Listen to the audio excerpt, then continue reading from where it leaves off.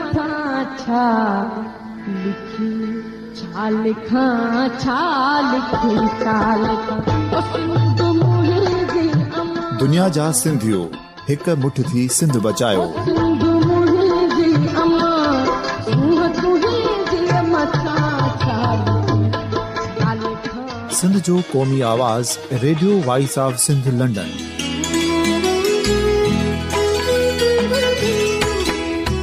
Radio voice of Sindh London पंहिंजी नशरियात में सिंध जी सियासत, समाज, इक़्तिसादियात, तारीख़, क़ौमी उमंगुनि ऐं अख़लाक़ियात मुतलिक़ सिंध जी हक़ीक़ी तर्जुमानी कंदे प्रोग्रामनि खे असराइतो बणाइण लाइ सिंध जे घण घुरनि ऐं धरतीअ सां प्यार कंदड़ अदीबनि, दानिशवरनि, सहाफ़ियुनि, उस्तादनि, वकीलनि ऐं हर तबिके जे मानवारनि सजणनि खे सिंध में शऊरी इनकलाब लाइ सहकार जो सॾु ॾियूं था। अचो त गॾिजी सूफ़ियुनि ऐं संतनि वारी सिंध जो ओज हिकु मुठ थी वरी वापसि आणण वारे सफ़र जा साथारी बणिजऊं।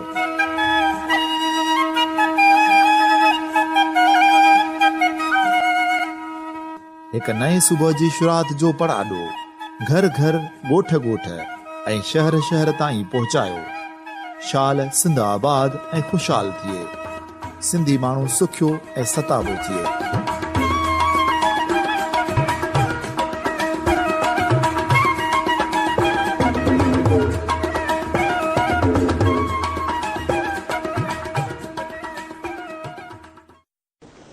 सॼी दुनिया में मौजूदु सिंध जा आशिको, radio voice of Sindh London तां आऊं आहियां तव्हांजो पंहिंजो मशकूर फलकारो। सलाम क़बूल कंदा।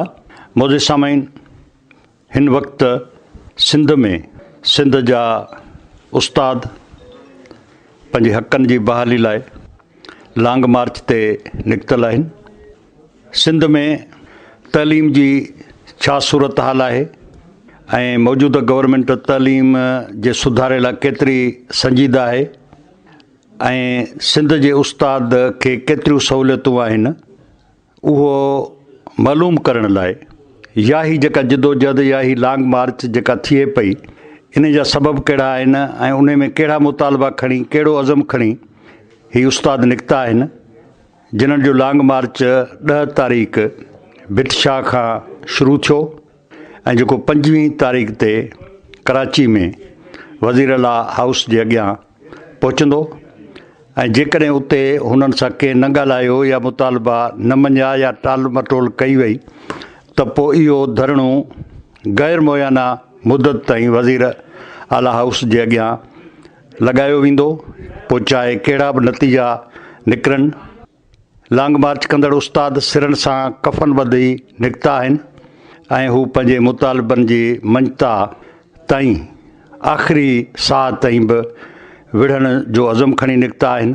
त ॾिसूं त हिन सॼी जिदोजहद जे पुठियां उस्तादनि जा कहिड़ा इरादा आहिनि, कहिड़ो अज़म आहे, या हू इन लॉन्ग मार्च ते हेॾी सारी मुसाफ़िरी ते छो निकिता आहिनि। इन्हनि सभिनी ॻाल्हियुनि खे मालूम करण लाइ हिन वक़्तु मुंहिंजे साम्हूं मौजूदु आहे हाजी शफ़ी अहमद सठियो। हिन वक़्तु सिंध जो PTLF जो यानी प्राइमरी टीचर्स एसोसिएशन जो मरकज़ी सदर बि आहे ऐं हिन लॉन्ग मार्च जी अॻुवाणी भिट शाह खां कंदो। 25 तारीख़ संदसी अॻुवाणी में इहो लॉन्ग मार्च कराची पहुचंदो। त लॉन्ग मार्च जे क़ाइद मोहतरम हाजी शफ़ी मोहम्मद सठे खां मालूम था करियूं त ही जदोजहद ते छो निकिता आहिनि या सिंध में तइलीम जी कहिड़ी सूरत हाल आहे, उन बाबति हाजी शफ़ी मोहम्मद सठे सां अचो त मिलूं। साईं, मुंहिंजा रेडियो वॉइस ऑफ लंडन जो शुक्रगुज़ार आहियां जिन असांखे पंहिंजो मौक़िफ़ ॿुधाइण जे, पूरी दुनिया अंदरि मौक़िफ़ ॿुधाइण जे लाइ मौक़ो फ़राहम कयो आहे। निहायती मशकूर आहियां उन्हनि जो। साईं, मुंहिंजा हिन वक़्तु तमामु ॾाढी ॾुख जी ॻाल्हि आहे, सिंध जी जेका तइलीम आहे उहा ॾींहों ॾींहुं बजाए तरक़ी करण जे पोइते थींदी वञे। उन जा खोड़ सारा मिसाल आहिनि। हिननि हुकुमराननि वर्ल्ड बैंक जे हुकुम तहत सिंध जे ॿहिराड़ीअ में ग़रीब खां, जेके ॿहिराड़ी में ग़रीब शागिर्द पढ़ंदा सरकारी स्कूलनि में, उन्हनि खां तइलीम जो हक़ खसण जे लाइ अहिड़ियूं त ग़लति पॉलिसियूं ठाहियूं आहिनि जो सिंध जा हिन वक़्तु हज़ारे स्कूल बंदि थी चुका आहिनि। जंहिं मंझि हिननि ताज़ो हिकिड़ी STR पॉलिसी ठाही, स्टूडेंट रेशो, उन ते हिननि अमल करायो ऐं बिना कंहिं प्लानिंग जे जिते 500 ॿार हुआ उते 5 उस्ताद अॻे ई मुक़ररु आहे, उन्हनि जूं उतां बदिलियूं कयूं वयूं, सिर्फ़ु 2 उस्ताद रहिया विया। ऐं वरी काफ़ी अहिड़ियुनि जॻहियुनि ते बि जिते 100 ॿार आहिनि ऐं 10 उस्ताद वेठा आहिनि। ॼाणी वाणी अहिड़ियूं हिकिड़ियूं ग़लति पॉलिसियूं लाइनि था। उन मंझि हिननि हिकिड़ो नओं निज़ाम मुतारिफ़ करायो, मैनेजमेंट कैडर। हाणे मैनेजमेंट कैडर तहत हे रेवेन्यू खाते जा ऑफिसर तइलीम खाते में वठी आया। जॾहिं तइलीम खाते में अहल ऐं सुठा ऑफिसर अॻे ई वेठा हुआ, जेको पुराणो हिकिड़ो सिस्टम हलंदड़ हुयो। समूरी सिंध खे, समूरी मुल्क वासियुनि खे, दुनिया वासियुनि खे ख़बर आहे त सिंध जो करप्ट तरीन इदारो रेवेन्यू आहे। जिते ग़रीब तपेदार वटि वेंदो आहे हुनखे रिश्वत ॾियणी पवंदी आहे। को माण्हू पंहिंजे कंहिं बि शइ जी दाख़िला रखाईंदो आहे, रिश्वत उनखे ॾियणी पवंदी आहे। एतिरे क़दुरु जो हिन मुल्क जा मइमार जेके शागिर्द असांजा आहिनि, जॾहिं PRC डोमिसाइल ठहिराइण वेंदा आहिनि DC ऑफिस में, उते बि मुख़्तलिफ़ रेट मुक़ररु कयल आहिनि। जॾहिं अहिड़ा करप्ट तरीन माण्हू ऑफिसर तइलीम खाते ते मढ़िया वेंदा ऐं उस्तादनि खे हरू भरू परेशान कयो वेंदो ऐं ॼाणी वाणी हिकिड़ो ट्रेंड पैदा कयो वियो आहे। माज़ी में प्राइमरी टीचर्स एसोसिएशन हमेशह सिंध जी तइलीम जे लाइ वक़्तनि ब वक़्तनि जदोजहदूं कयूं आहिनि।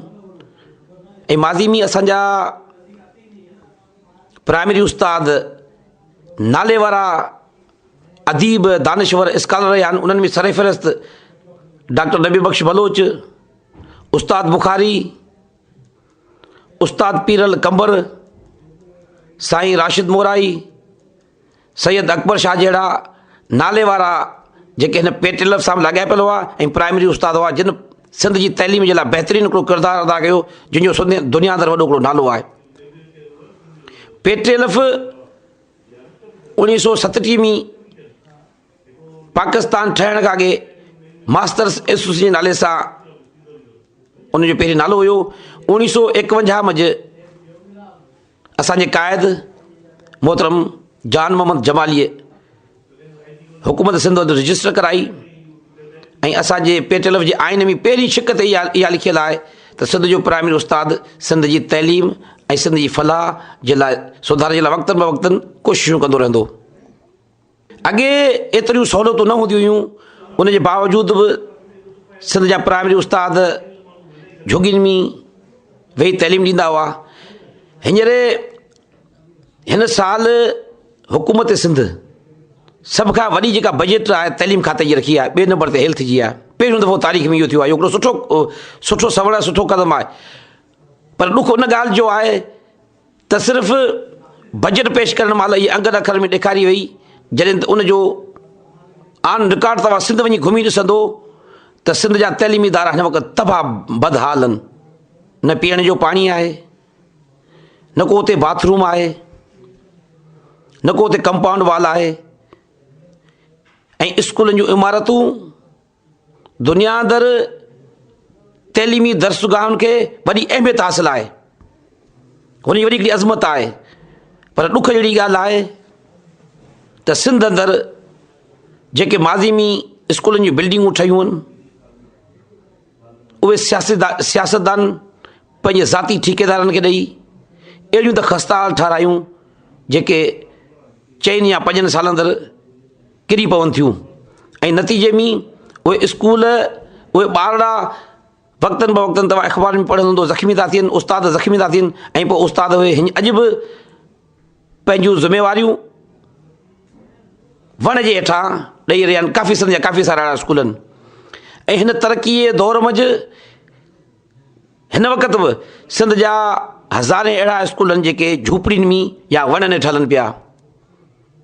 काफ़ी अहिड़ा स्कूल बि आहिनि जिते ॿार जे वेहण, वॾी ॾुख जी ॻाल्हि आहे, ॿार जे वेहण जे लाइ बि जॻहि न आहे ऐं उस्ताद जे लाइ कुर्सी मुयसरु न आहे। अहिड़ियुनि हालतुनि में बि सिंध जा उस्ताद पंहिंजूं ज़िम्मेवारियूं ख़ुशि उसूलूं सां अंजाम ॾेई रहिया आहिनि, पर वक़्त जा हुकुमरान पंहिंजूं जेके नाअहलियूं लिकाइण जे लाइ, ब्यूरोक्रेट पंहिंजूं नाअहलियूं लिकाइण जे लाइ हिकिड़ी मुहिम स्टार्ट कई आहे त सिंध जो उस्तादु ड्यूटी नथो करे।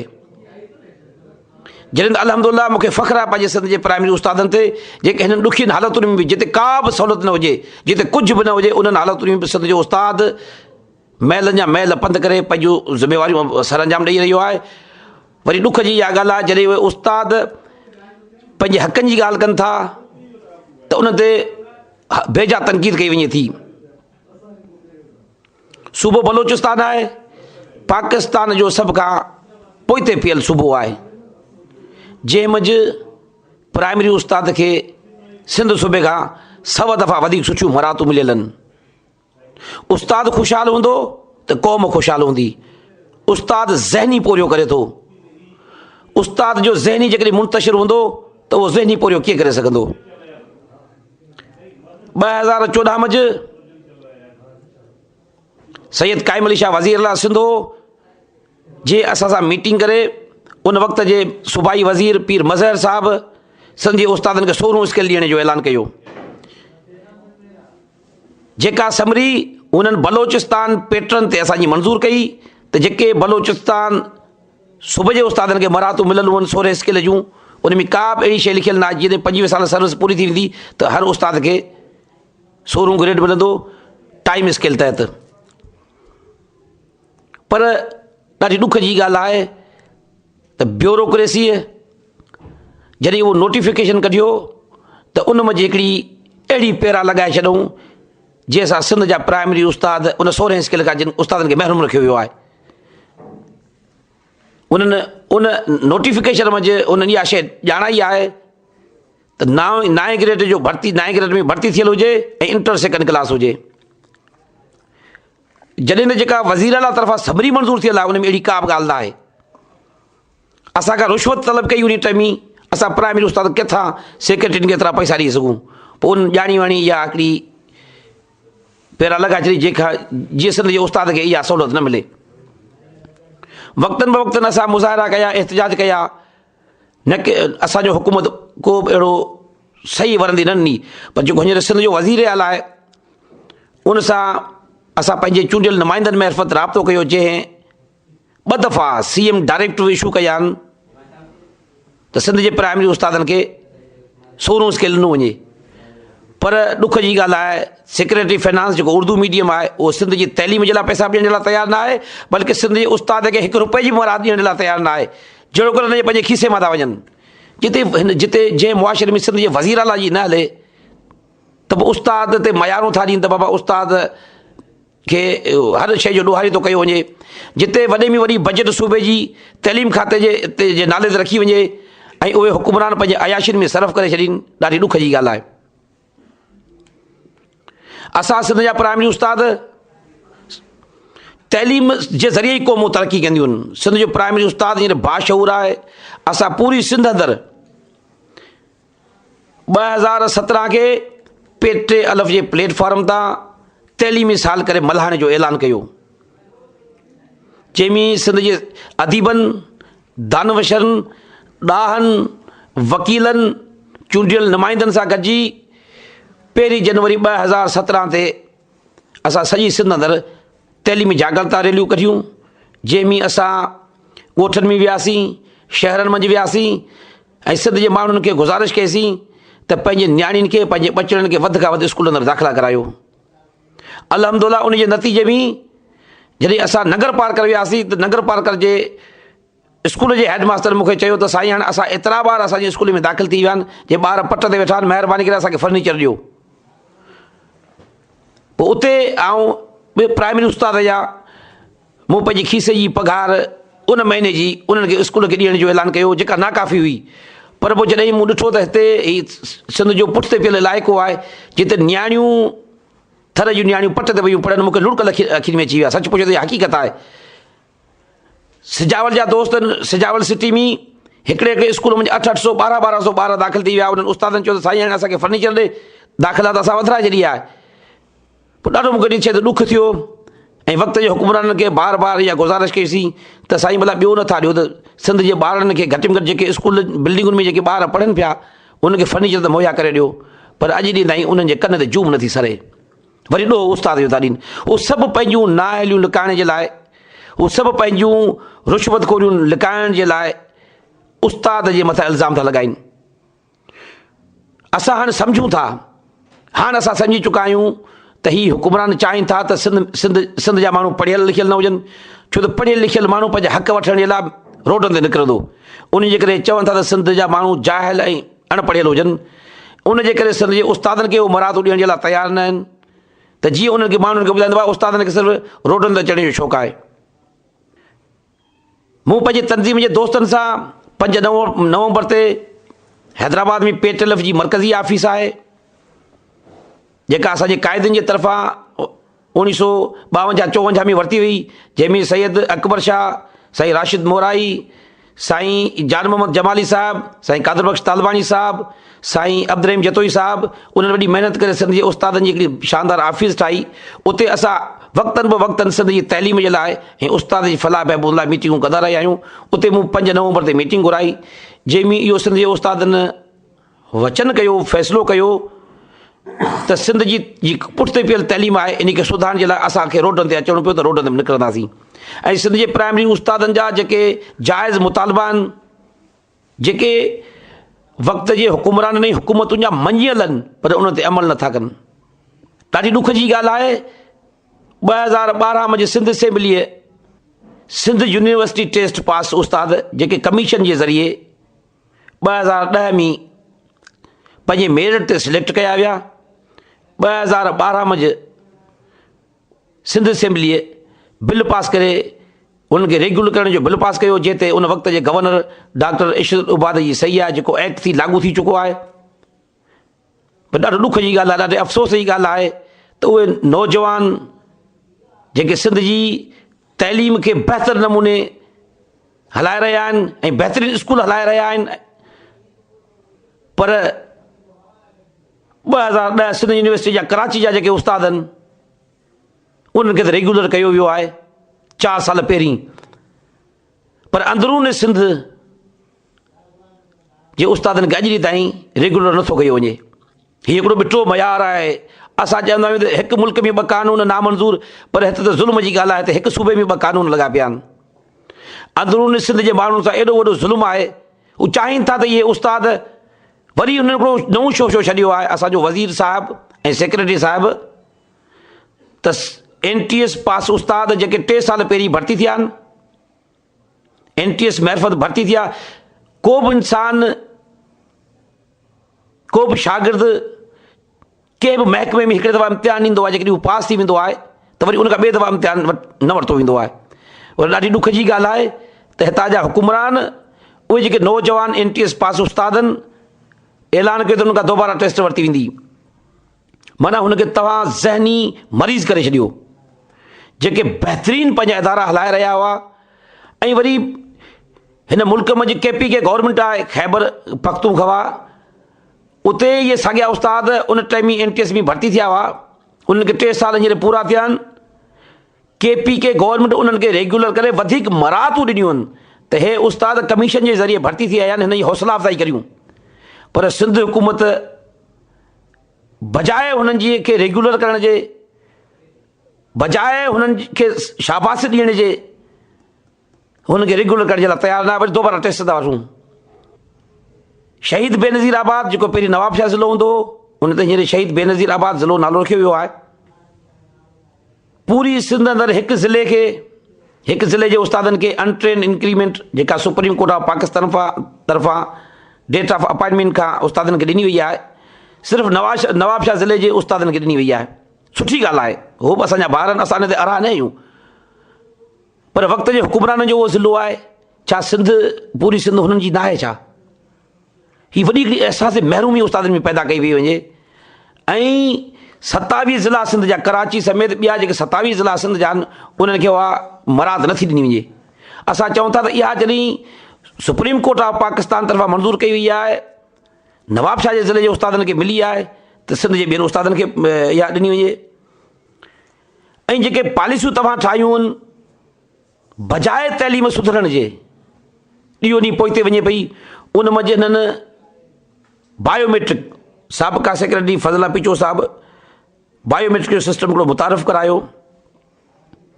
असां उन टाइम ई उनजी मुखालफ़त इन जे करे न कई त मतां सिंध जा माण्हू सिंधी चवनि त उस्ताद गोसूड़नि शायदि नथा वञनि, इन करे उनजी मुखालफ़त पिया कनि। असां उनखे उन टाइम ई वेलकम कयो, पर हिन बायोमेट्रिक जी आड़ मंझि 100,000 उस्तादनि जा पघार बंदि कया विया आहिनि बिला जवाज़। छो त बायोमेट्रिक सिस्टम 2012 जी इंफॉर्मेशन ते हिननि अपडेट कयो 2015 में। हाणे 2012 खां 2015 ताईं काफ़ी सारा उस्ताद हिकिड़े स्कूल खां ॿिए स्कूल में बदिली थी विया, या ऑफिसरनि ॼाणी वाणी जेका बायोमेट्रिक अपडेट कई उन ते उन उस्ताद जो ॿियो स्कूल ॾेखारियो वियो। ऐं जॾहिं मॉनिटर उहो स्कूल विज़िट करणु वियो त उन स्कूल ते ग़लति डेटा वियो, उस्ताद हो ई कोन। उन त जेका पहिरीं ॾींहं खां जंहिंजी ड्यूटी हुई जे स्कूल ते उन कई पई ऐं उनखे ॿिए स्कूल ते ॾेखारियो, इन जे करे उनजी पघार बंदि कई वई। माना हथ वठी उन उस्ताद खे, ऐं बायोमेट्रिक अपडेट जो जेको सिस्टम आहे हुअणु त ईअं घुरिजे तहलके लेवल ते लागू हुजे त जे उस्ताद खे या ऑफिसरनि खे उन में चेंजिंग कराइण जे लाइ सहूलियत थिए। पर बदकिस्मती आहे त नंगर पार्कर जी प्राइमरी उस्ताद नियाणी, कश्मीर जी प्राइमरी उस्ताद नियाणी या मर्द, केटी बंदर जो मर्द या नियाणी जेके प्राइमरी उस्ताद आहे उनकी जेकॾहिं बायोमेट्रिक में का चेंजिंग कराइणी आहे या उनजो पघार बंदि कयो वञे थो, सिर्फ़ु कराची सेक्रेटरीट में हिकु ई जॻह ते उहो सिस्टम लागू कयो वियो आहे, सिस्टम अपडेट थियल आहे। हाणे ॿुधायो त थर जो माण्हू, काछे जो माण्हू कराची सेक्रेटरीट में दाख़िल थियण जे लाइ बि टोकन वठणो पवे थो, पास वठणी पवे थी, उनखे इहा ख़बर ई न आहे। जॾहिं उहो उस्ताद उते सेक्रेटरीट में पहुचे थो, उते ऑफिसर क्लार्क उनखे ॾींहं जे ॾींहं रुलाइण खां पोइ, हज़ारों रुपया ख़र्ची ॾियण खां पोइ उते हिकिड़ो रेट मुक़ररु थियल आहे 30,000। सिंध जे उस्तादनि सां वॾी ज़्यादती आहे। ऐं दुनिया जे माण्हुनि खे, सिंध जे माण्हुनि खे गुज़ारिश थो करियां, जेके महज़ब क़ौमूं आहिनि उहे मौलम जी इज़त कंदियूं आहिनि। उस्ताद पैगम्बरी पेशे सां तालुक़ थो रखे। हिन वक़्तु सिंध जो उस्ताद कमिटेड आहे सिंध जी तइलीम खे सुधारण जे लाइ।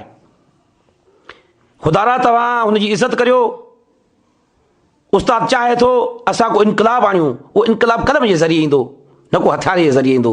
सिंध जो उस्ताद हींअर वाइदो करे चुको आहे ऐं आउं सॼी सिंध में वियो आहियां अल्हम्दुलिल्लाह। तइलीमी जागरता जे सिलसिले में असां हिन साल टारगेट रखियो त 1 लख खां वधीक ॿार स्कूल दाख़िल कराईंदासीं, पर हुकूमत तरफ़ां का बि असांखे न शाबाशी जी ज़रूरत ई न आहे, पर का बि अहिड़ी सपोर्ट न मिली, न को उन्हनि सपोर्ट ॾिनी, न को उन्हनि हेसिताईं सपोर्ट कई आहे।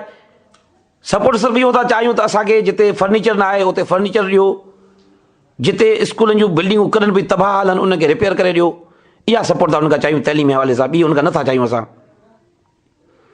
त अहिड़ियूं पॉलिसियूं उन्हनि ठाहे उस्ताद खे ज़हनी मरीज़ कयो वियो। एतिरे क़दुरु हिकिड़ी STR policy, student ratio policy जेका हिननि ठाही आहे, उन मंझि हिकिड़े तइलके खां ॿिए तइलके में फीमेल टीचर्स जूं बदिलियूं कयूं वियूं आहिनि।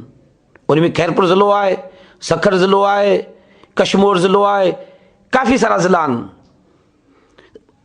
ऐं उन टीचर मजबूरनि सिंध जा हज़ारे उस्ताद मजबूरनि बेवस्ती रिटायर करे विया हलिया। ऐं अॼु उन्हनि जे कमोबेश हिननि 2-3 सालनि अंदरि या 4 सालनि अंदरि 20 खां 25 हज़ार उस्ताद रिटायर थी चुका आहिनि। ऐं इहे हुकुमरान लिकाइनि था, हे रोज़ कूड़ी था प्रेस कॉन्फ्रेंसूं कनि। सिंध जा हिन वक़्तु हज़ारे स्कूल बंदि आहिनि, सवे न हज़ारे स्कूल बंदि आहिनि। हिननि जे ग़लति पॉलिसी जे करे उस्तादनि खे ज़हनी मरीज़ करण जे लाइ हिननि मरीज़ कयो आहे। उस्ताद जे मथां हिननि हिकिड़ो तलवार लटकाए छॾी आहे हर वक़्तु बायोमेट्रिक जी। ऐं हिकिड़ो उस्ताद ॿहिराड़ीअ मंझि काफ़ी उस्ताद सिंगल टीचर पढ़ाइनि था, काफ़ी हिकिड़ो उस्ताद जे वटि 200 ॿार बि आहिनि। असांखे पाकिस्तान ठाहिण खां वठी करे हेसि ताईं इतफ़ाक़ी मोकल जो उस्ताद खे हक़ मिलियल आहे 1 ॾींहं जे लाइ। हाणे उस्ताद उहा जॾहिं मोकल बि करे थो त वरी हिननि इल्मी जे ज़रिए, हाणे इल्मी ते तव्हां वरी मोकिलियो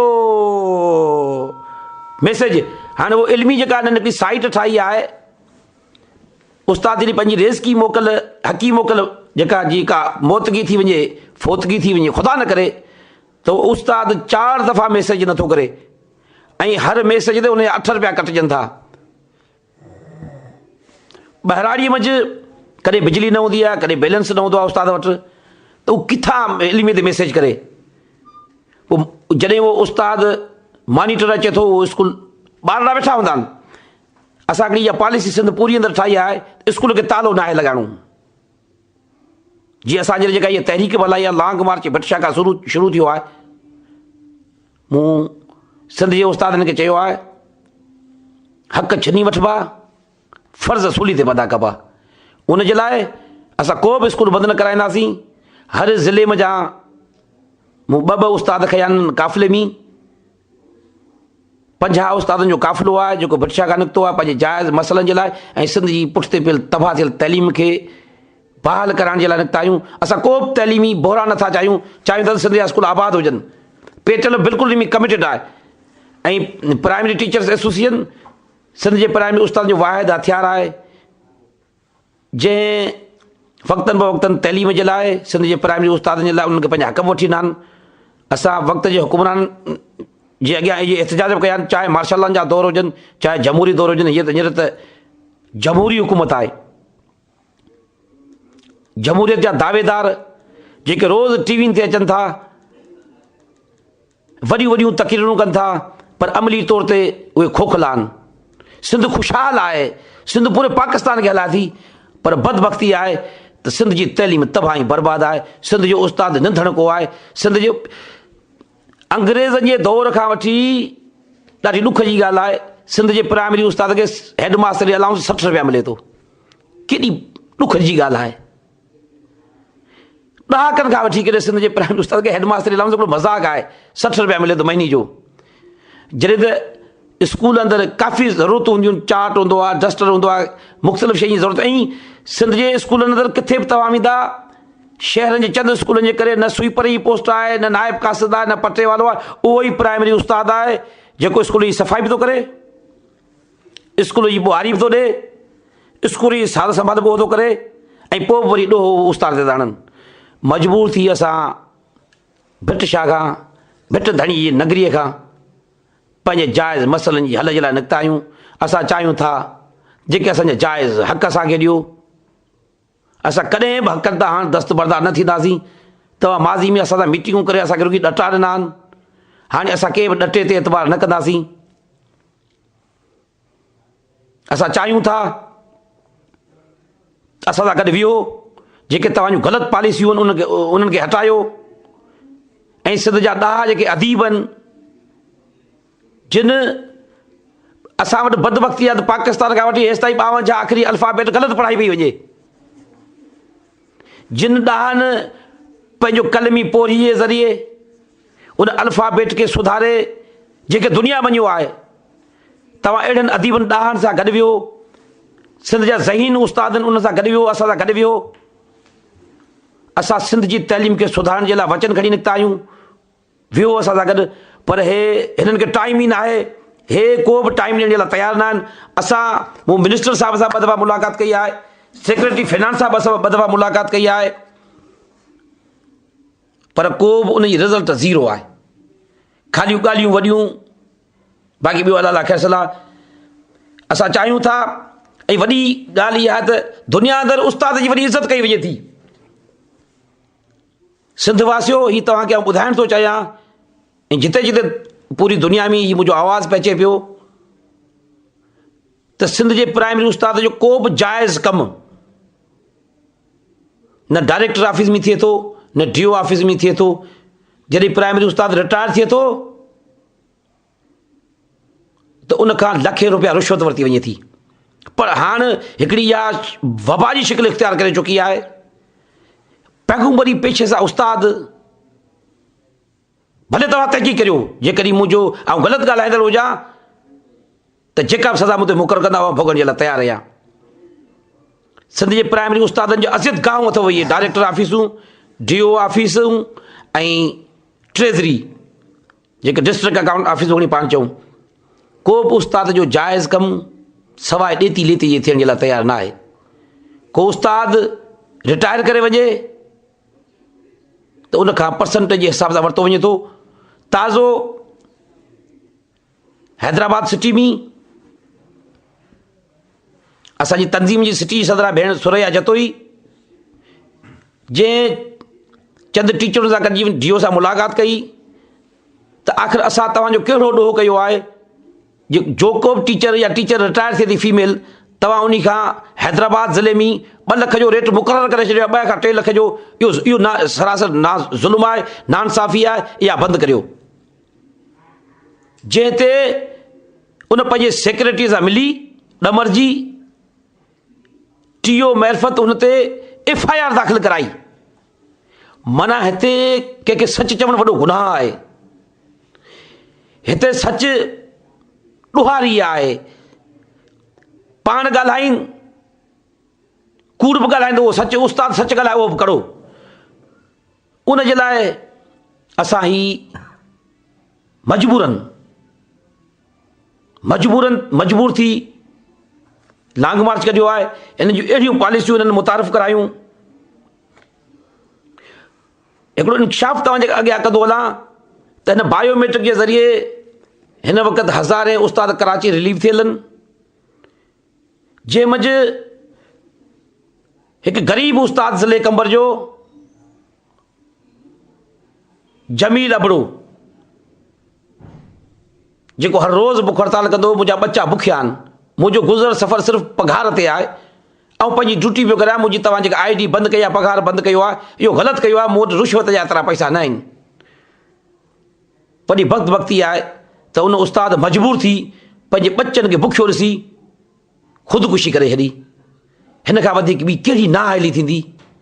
इहे तव्हां अहिड़ियूं पॉलिसियूं ठाहियो, पैगुंबरी पेशे सां तालुक़ु रखंदड़ सिंध जा वारस उस्ताद ख़ुदकुशियूं कनि ऐं अॼु ॾींहुं ताईं को बि हुकुमरान हुन जे तॾे ते लही न वियो आहे। ऐं समूरी दुनिया ख़ुशी तौरु सिंध जे माण्हुनि खे गुज़ारिश थो करियां, छो त हींअर असां जेको ही लॉन्ग मार्च शुरू कयो आहे, सिंध जे माण्हुनि वॾी मोट ॾिनी आहे। सिंध जे अदीबनि, सियासी समाजी पार्टियुनि ऐं उन जा बि असां मशकूर आहियूं, जिन असांजो हिन ॾुख जी घड़ी में साथ ॾिनो आहे। ॾुख जी घड़ी इन जे करे थो चवां त सिंध जी जेका तइलीम आहे, हज़ारे उस्ताद रिटायर थी चुका आहिनि, सिंध जी तइलीम अहिड़ियूं पॉलिसियूं ठाहे तबाह पिया कनि, इहो ॾुख जो लम्हो आहे। ऐं गुज़ारिश कंदुसि वक़्त जे हुकुमराननि खे, ख़ुदा रा अञा बि वक़्तु न आहे वियो, हरू भरू हिननि उस्तादनि खे तव्हां रोडनि ते आंदो आहे, असां सां गॾु विहो। असांजा जेके जाइज़ मसइला आहिनि, हिननि में को बि अहिड़ो मसइलो न आहे, मुतालबो न आहे जेको तव्हांजो अॻे मञियल ई न हुजे। जॾहिं असांजा मुतालबा तव्हांजा मञियल आहिनि ऐं ॾुख जी ॻाल्हि आहे त असां जॾहिं बि तहरीकूं हलायूं आहिनि, असांजा जेके मुतालबा मञिया बि विया आहिनि, नोटिफिकेशन कढिया विया आहिनि, वरी उन नोटिफिकेशन ते ट्रेज़रिन में या DO डायरेक्टर ऑफिस में अमल कराइण जे लाइ बि असांखे मुज़ाहिरा एहतिजाज करणा था पवनि। ऐं पोइ असां ते हमेशह ई इल्ज़ाम लॻाईंदा आहिनि, बाबा उस्ताद हरू भरू जेको सो रोडनि ते था अचनि। पूरी दुनिया अंदरि उस्ताद जी हिकिड़ी वॾी इज़त आहे। ख़ुदारा हिननि उस्तादनि जी इज़त करियो, हिननि उस्तादनि जो क़दुरु करियो। मुल्क सवारणो अथव, क़ौम सवारणी अथव, क़ौम जा महिमार इहे उस्ताद आहिनि। ऐं अॼु इहे रोडनि ते आहिनि। हीउ जेको असांजो पैदल काफ़िलो आहे, इहो 25 तारीख़ वज़ीर हाउस ते धरणो हणंदो। कल्ह मूं अख़बार में पढ़ियो 6 महीननि जे लाइ वज़ीर हाउस जे आसपास रेड ज़ोन में 144 कलम लॻाए छॾियो अथनि। ऐं हुकुमरान खे ॿुधाइण थो चाहियां, सिंध जो उस्ताद बहादुर आहे, दिलेर आहे। तव्हां 144 कलम छो था लॻायो? 244 कलम लॻाए छॾियो, पर सिंध जो उस्ताद इंशाअल्लाह 25 तारीख़ ते हर हाल में सभु तव्हांजूं रुकावटूं टोड़े वज़ीर हाउस ते पहुचंदो, धरणो वञी वेही रहंदासीं, जेसीं असांजा जाइज़ मसइला तइलीम दोस्त पॉलिसियूं बहाल न कंदा तेसि ताईं असां वापसि न मोटंदासीं। जेका बाक़ाइदा लॉन्ग मार्च खां पोइ जेको धरणो आहे,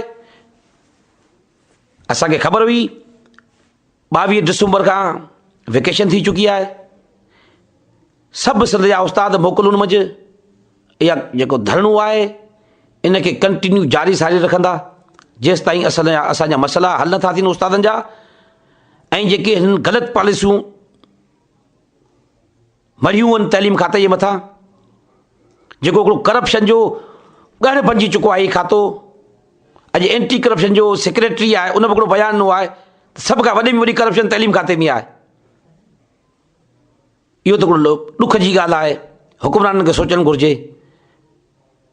त सिंध जे प्राइमरी उस्ताद खे जेके बि उन जा जाइज़ मसइला मुतालबा आहिनि,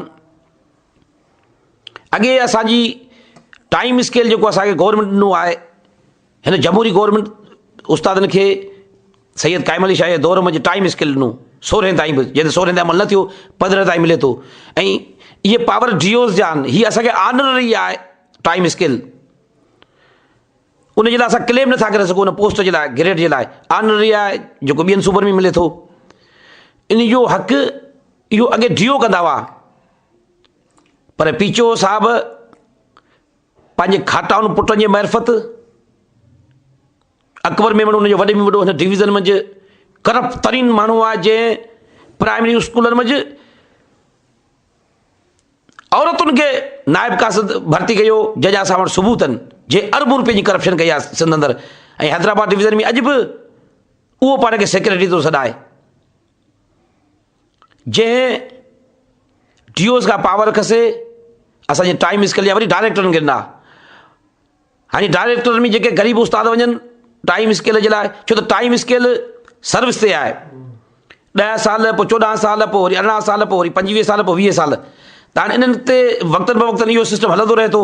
हुअं त ईअं घुरिजे अहिड़ो कोड लॻाए छॾीनि जीअं असांजी सालियानी इंक्रीमेंट असांखे मिली वेंदी आहे डिसंबर में, ईअं जीअं उस्ताद जी 25 साल सर्विस पूरी थी, हुनखे 16 स्केल मिले, न को डीओ जी ज़रूरत आहे, न को डायरेक्टर जी ज़रूरत आहे, पर हे पंहिंजा बब भरण जे लाइ, पंहिंजी करप्शन खे हथी ॾियण जे लाइ हिननि अहिड़ा त ज़ालिमनि कानून ठाहे छॾिया आहिनि, या अहिड़ो त मुआशिरे में हिननि ज़हर पखेड़े छॾियो आहे, उस्ताद जे ख़िलाफ़ु उस्ताद नथो पढ़ाए, हीउ ज़ुल्म आहे, हीउ ज़्यादती आहे, हीउ नाइंसाफ़ आहे, हीउ उस्ताद सां जेतिरो ज़ुल्म आहे हिन मुआशिरे में शायदि ओतिरो कंहिंसां बि न आहे। उस्ताद खे जेतिरो हिन मुआशिरे में परेशान कयो वञे थो उहो किथे बि न आहे। ऐं इनशाअल्लाह पुरुमीद आहियां त इहे सभु जेके ग़लति पॉलिसियूं आहिनि इन्हनि खे सुधो करण जे लाइ असां जदोजहद जो ई रुख इख़्तियार कयो आहे, लॉन्ग मार्च जो, जीअं तइलीम को बि रुखनू न पवे, स्कूल बंदि न थियनि, उस्तादनि में जागरता पैदा करियूं, तइलीम में जागरता पैदा करियूं। उन खां पोइ वर्ल्ड बैंक जे इशारे ते हिननि हिकिड़ो वरी ठाहियो आहे, हिकिड़ी हर माण्हू खे त ख़बर न हूंदी, RSU resource support programme unit, जेको डायरेक्ट वर्ल्ड बैंक उनखे हैंडल करे थी, ऐं भर्तियूं उन जी मार्फत था कनि। उन अहिड़ियूं पॉलिसियूं लाथियूं आहिनि सिंध जी तइलीम खे तबाह करण जे लाइ। ऐं सम्झा थो त जेके सरमाएदार मुल्क आहिनि उहे नथा चाहिनि ग़रीब मुल्क जी तइलीम सुधरे। ग़रीब मुल्क जी पाकिस्तान पूरे मंझि त जेके पॉलिसियूं आहिनि उहे अलॻि आहिनि, सिंध सूबे जे लाइ वरी पॉलिसियूं अलॻि आहिनि। माना सिंध सूबे में अहिड़ा त हिननि पॉलिसियूं लाथियूं आहिनि इन RSU जे मार्फत, जे ॾींहों ॾींहुं सिंध जी तइलीम तबाही बर्बाद थींदी पई वञे। 4-4, 5-5 हिननि खाता हिकिड़ा मुक़ररु करे छॾिया आहिनि, नयूं शयूं मुतारिफ़ कराए छॾियूं आहिनि, जंहिं तहत ऑफिसरनि खे बि ख़बर कान्हे त असांजा कहिड़ा पावर आहिनि। सो इनशाअल्लाह ऐं पुरुमीद आहियां ऐं पुरज़म आहियां, सिंध जा उस्ताद पंहिंजी तनज़ीम सां गॾनि, इनशाअल्लाह असां पंहिंजा जेके जाइज़ हक़ आहिनि, सिंध जी तइलीम आहे, पंहिंजे जदोजहद जे ज़रिए इहे हक़ वरी हासिलु कंदासीं। पोइ छो न असांखे पंहिंजे सिरनि जूं क़ुर्बानियूं ॾियणियूं खपनि। साईं हाणे तव्हां जेको बिटशा खां अॼु टंडो मोहम्मद ख़ान पहुता आहियो, 10 तारीख़ खां तव्हां बिटशा खां जेको सफ़र शुरू कयो, त उन विच में तव्हां जेको बिटशा खां टंडो मोहम्मद ख़ान ताईं पहुचंदे रस्ते जा जेके आवाम हुआ, सिंधी माण्हू जेके हुआ, उन्हनि तव्हांजे काफ़िले खे कहिड़ी मोट ॾिनी? साईं मुंहिंजा 10 तारीख़ लतीफ़ साईं जी दरगाह ते हाज़िरी भरण बैदि उन ॾींहुं संडे जो ॾींहुं मोकल हुई। जेको लॉन्ग मार्च जी असां शुरूआति कई उहो मोकल जो ॾींहुं हो। सॼी सिंध जा उस्ताद उते आयल हुआ। उते असां सां सिविल सोसाइटी जा माण्हू बि गॾु हुया, सिंध जा अदीब बि गॾु हुया, सिंध जा सहाफ़ी बि गॾु हुया। जॾहिं इहो लॉन्ग मार्च आहिस्ता आहिस्ता डिस्ट्रिक्ट मटियारी आहे, लतीफ़ साईं जी दरगाह जेका आहे उहा तलके हालामी अचे थी, ज़िलो मटियारी आहे। असां जॾहिं पंहिंजी मंज़िल तरफ़ रवाना थियासीं पैदल मार्च जे पांधेड़नि सां गॾु, विख विख ते वॾो असांजो हौसलो वधायो आहे सिंधी माण्हुनि, सिंध जे उस्तादनि, सियासी समाजी पार्टियुनि। विख विख ते सवनि जे तइदाद में वालियाना उस्ताद जो उन्हनि इस्तक़बाल कयो आहे। जॾहिं असां जिते बि राति रहियासीं, उते जा ॻोठाणा, उते जा शहरी असांजी हिमायत जे लाइ, असां सां मोहबत जे इज़हार जे लाइ हुननि सिंध जी मेज़बानी जो एतिरो त शानदार मुज़ाहिरो कयो आहे, सच पुछो त मूंखे हिकिड़ी उमेद जागी आहे। मटियारी, हैदराबाद, अॼु टंडो मोहम्मद ख़ान पहुता आहियूं। टंडो मोहम्मद ख़ान खां पोइ बुरली शाह करीम, झोक शरीफ़, मीरपुर बठोरो, सिजावल, ठट्टो, घुगर फाटक, शाहराए फैसल का थींदो वज़ीर अला, उते 5 तारीख़ पंहिंजो पड़ाव लॻाईंदो।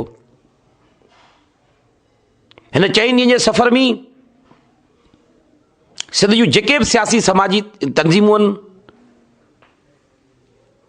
जमियत उलमा इस्लाम फज़ल रहमान ग्रुप जो राशिद महमूद सुमरो, जिन जे साथियुनि असांजो वॾो इस्तक़बाल कयो, वॾो आदर भाव कयो ऐं हिमायत जो बि ऐलान कयूं। उनखां पोइ क़ौम परस्त तंज़ीमुनि में मोहतरम सनान ख़ान कुरैशी चेयरमैन जिस्कम, अवामी तहरीक जो सदर आहे डॉक्टर रसूल बख्श खासकली, PTI सिंध जे सदर कुझु कलाक पहिरीं मूंसां ॻाल्हाए उस्तादनि सां हमदर्दी जो इज़हार कयो आहे। सिंधी अदबी संगत जो असांजो नौजवान दोस्त आहे एज़म भट्टी, ऐं असांजे सिंध जो सरमायो साईं मशकूर फलकारो साहब, जिन पुट टंडो मोहम्मद ख़ान में अदीबनि सां गॾिजी सिंध जे उस्तादनि सां यकजीअत तौरु लॉन्ग मार्च में हिसो वरितो। ऐं विख विख ते अॼु टंडे मोहम्मद ख़ान मंझि हज़ारनि जे तइदाद में उस्तादनि, शहरीन, वापारीन, जॾहिं असांजो शहर मां लंगर थियो त बाक़ाइदा गुलनि जी वर्खा कई। हैदराबाद खां वठी करे टंडो मोहम्मद ख़ान ताईं मुंहिंजे ख़्याल में चपे चपे ते पूरे रोड ते रुॻी गुल ई गुल लॻा पिया आहिनि उस्तादनि जे मथां। छो उस्ताद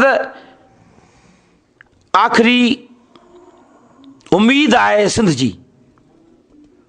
सिंध तरक़ी कंदी तइलीम जे ज़रिए। दुनिया जूं जेके बि क़ौमूं आहिनि उन्हनि तरक़ी कई आहे तइलीम जे ज़रिए। असां चाहियूं था, असां इहा बि तबलीग कई आहे सिंध जे माण्हुनि में वञी, तव्हां मोहबत करियो उस्तादनि सां, तव्हां उस्तादनि सां प्यार करियो, त इंशाअल्लाह इहो उस्ताद ई आहे जेको पंहिंजे कलम जे ज़रिए हिन क़ौम जी तक़दीर सुधारण में अहम किरदारु कंदो। इंशाअल्लाह उहो ॾींहुं परे न आहे। ऐं उन्हनि सभिनी मेज़बाननि जो जिन पंहिंजा घर ख़ाली कराए, कल राति असां हैदराबाद में जॾहिं रहियासीं कासिमाबाद में, उतां असांजो तहलके जो सदर आहे असलम कोराई, जंहिं पंहिंजो घर ख़ाली कराए लॉन्ग मार्च जे पांधेड़नि खे ज़बरदस्ती पंहिंजे घर में रहियो, त मूंखे ख़ुशी थींदी त सिंध जा उस्ताद मुंहिंजे घर मूंखे मेज़बानी जो शर्फ़ हासिलु ॾिनो अथनि। त इनशाला मूंखे उमेदु आहे त असांजो जेको ही पैदल मार्च आहे उहो पंहिंजी मंज़िल तरफ़ रवानो आहे ऐं वॾो हौसलो ॾिनो आहे सिंधी क़ौम, सिंध जे सियासतदाननि, अदीबनि ऐं ॾुख ॾिनो आहे वक़्त जे हुकुमराननि ऐं इनशाला अलाह उन्हनि खे हिदायत ॾींदो त जेके बि उस्तादनि जा जाइज़ मसइला आहिनि उन जे लाइ असां नेठि हिकिड़ी उन्हनि खे विहणो पवंदो। अच्छा, भले इन सफ़र जे दौरान तव्हां 10 तारीख़ बिरछा खां वठी निकिता आहियो, त इन विच में हुकुमरान धुर जे तरफ़ां या हाकिमनि जे तरफ़ां तव्हां सां को राब्तो कयो वियो त बाबा तव्हांजा मुतालबा असीं मञूं था या तव्हां सां ॻाल्हियुनि ते असीं वेहूं था या इन क़िस्म जी का ॻाल्हि का हुकुमराननि तरफ़ां कई वई या किथे को अहिड़ो दॿा जी पोज़ीशन त कोन कई वई, डिॼारण जी कोशिशि या धमकियुनि जी कोशिशि अहिड़ी का कई वई तव्हांजे लॉन्ग मार्च खे डिस्टर्ब करण लाइ या तव्हां में के उमेदूं पैदा करण लाइ ॻाल्हियुनि जो को ॿिन्ही पासनि खां का या सफ़ा चुप लॻी पई आहे? साईं, मुंहिंजा 10 डिसंबर खां पहिरीं जॾहिं असां लॉन्ग मार्च 5 नवंबर ते ऐलान कयो, हैदराबाद मरकज़ी ऑफिस में मीटिंग करे लॉन्ग मार्च जो ऐलान कयोसीं डेट जो 10 डिसंबर जी, उन विच मंझि बजाए मोहबत जे हमदर्दीअ जे हिकु ॿ एसओ आहिनि उन्हनि मुंहिंजे डायरेक्टर DO खे या सिंध अंदरि उस्तादनि खे धमकायो त केरु बि उस्ताद लॉन्ग मार्च में न वञे। हीअ ॾिसो केॾी बदबख़्ती आहे, बजाए हक़ ॾियण जे दॿायो था। अॼु ॾींहं ताईं ॾाढी ॾुख जी ॻाल्हि आहे, ख़बर न आहे हिन मुल्क में हिन सूबे जा वज़ीर आहिनि सैयद मुराद अली शाह या ॿिए के सूबे जो आहे। हुकुमरान जमात जेका हिन सूबे मां खटी थी अचे उन जा मइमार पैगम्बरी पेश सां तालुक़ु रखंदड़ उस्ताद गुज़िरियल 4 ॾींहंनि खां रोडनि ते आहिनि ऐं उन्हनि जे कन ते जूं नथी सुरे, कंहिं बि असां सां राब्तो न कयो आहे। को बि कंहिंजो, सभु असां कमिटेड आहियूं।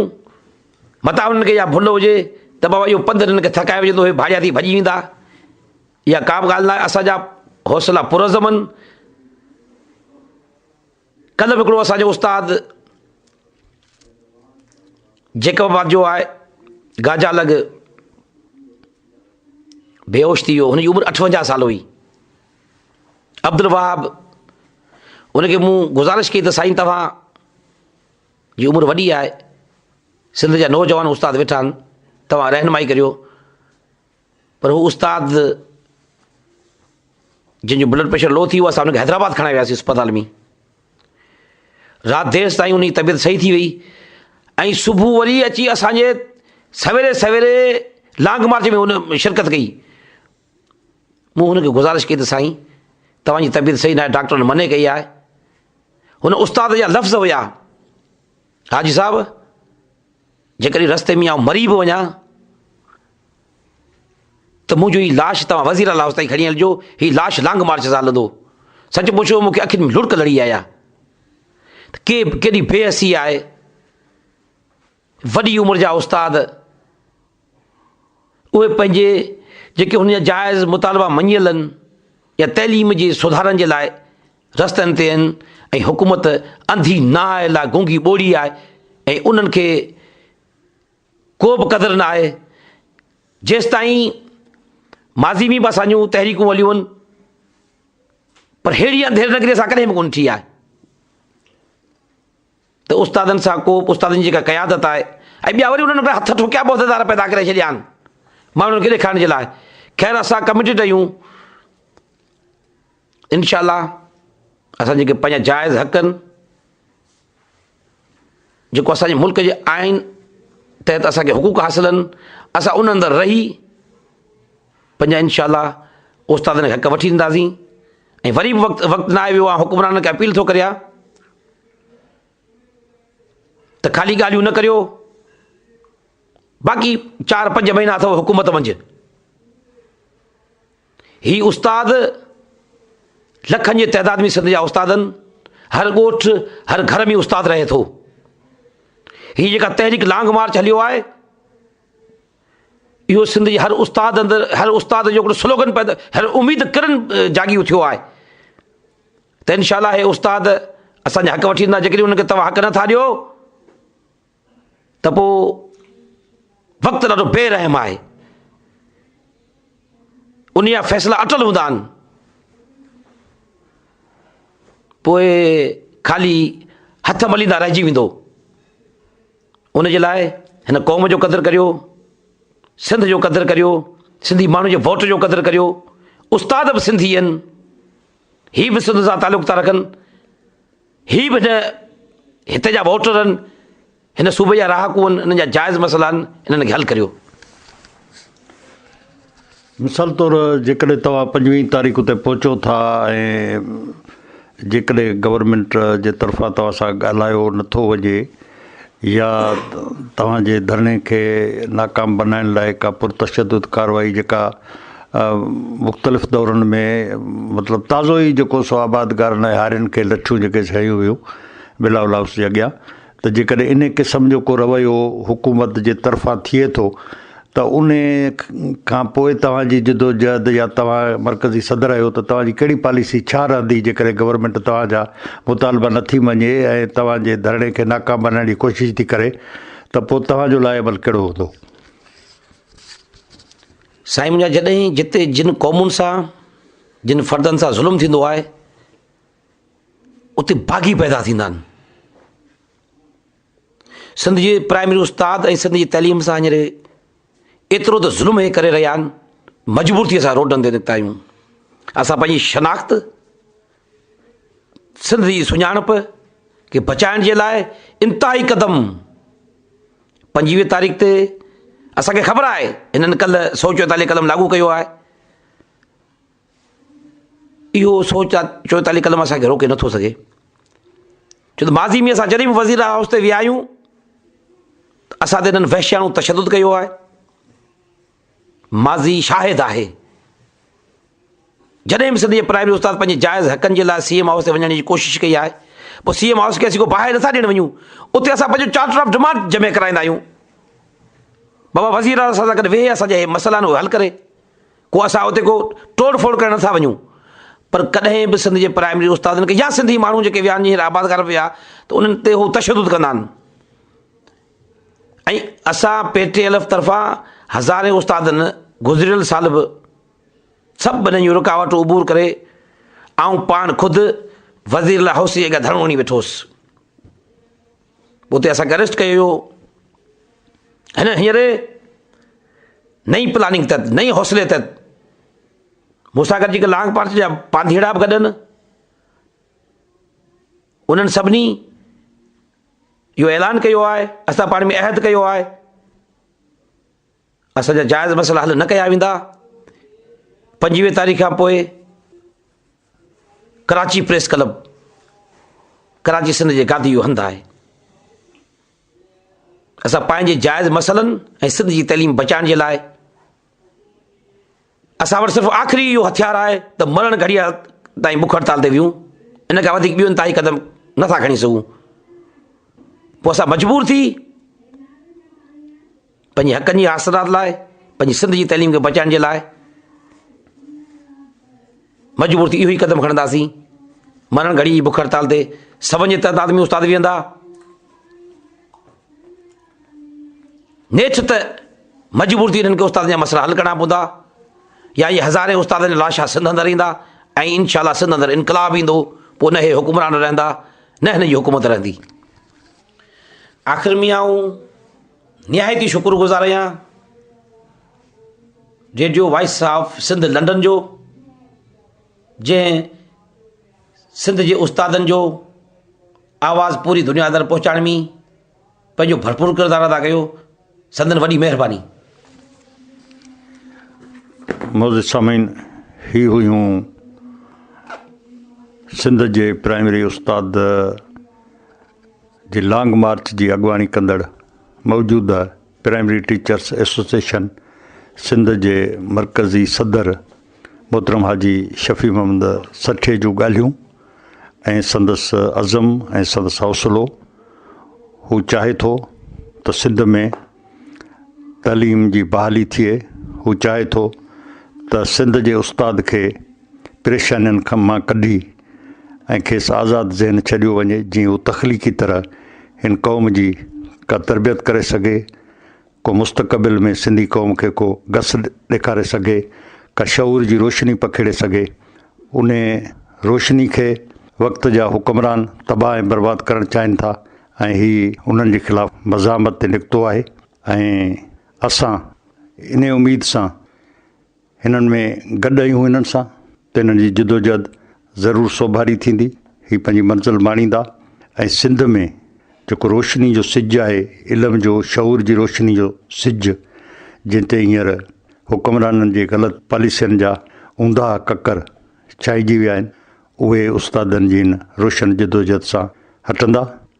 इन ई उमेद सां पंहिंजे मेज़बान मशकूर फलकारे खे इजाज़त ॾींदा। सदाईं गॾु, यार ज़िंदा सोबत बाक़ी।